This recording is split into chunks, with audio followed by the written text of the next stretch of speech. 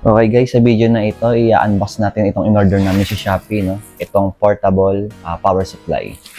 So, tara, unbox natin.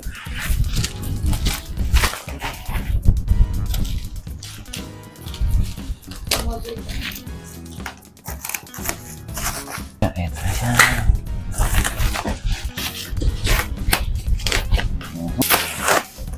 Okay.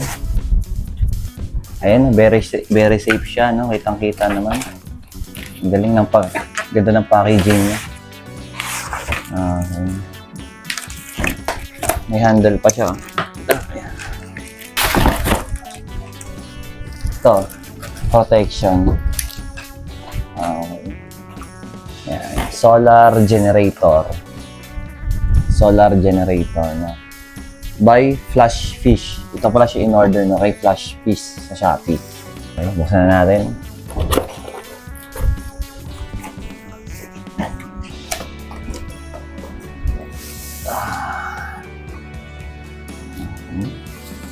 Ang kasama sa box, charger, tsaka yung mismong power station. Ito na siya. Siyempre dahil moto white tayo, white din yung pinili natin na kulay. Flash Fish Solar Generator. Okay. Tapos ito yung charger niya, nakasama. Okay. Bilog siya, no? Okay. So testingin na natin kung paano yung ano niya, performance niya, kung nag-function ba siya. Okay. So, ayun nga guys, no? Epic tayo. So, knock-on pala siya. May charge pala siya. So, may button pala to. Lapit na tayo. Button pala to. Kala ko si ilaw. Okay, so, on, off.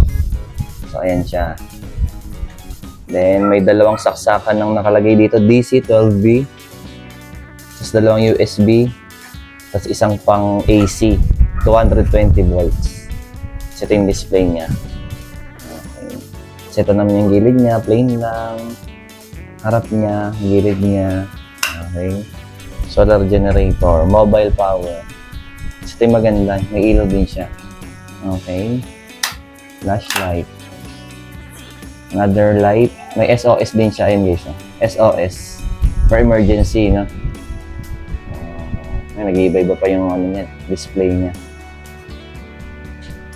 Okay. So, try naman natin mag-charge dito.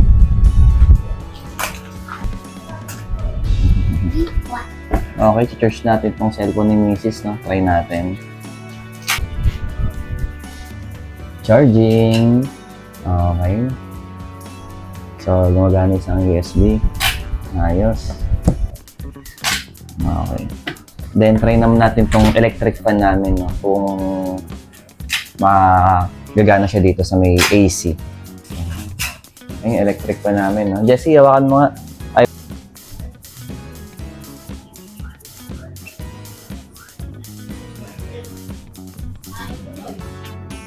Hey.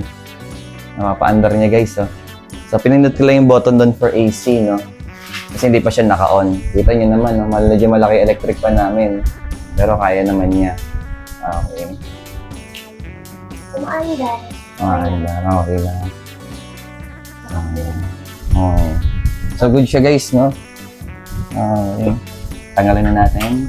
Tap yan. So, ayun na nga guys, no? Kung gusto niyo bumili nito, search nyo lang sa Facebook itong page ko. So, isi-send ko yung link doon. Ipopost ko yung link doon.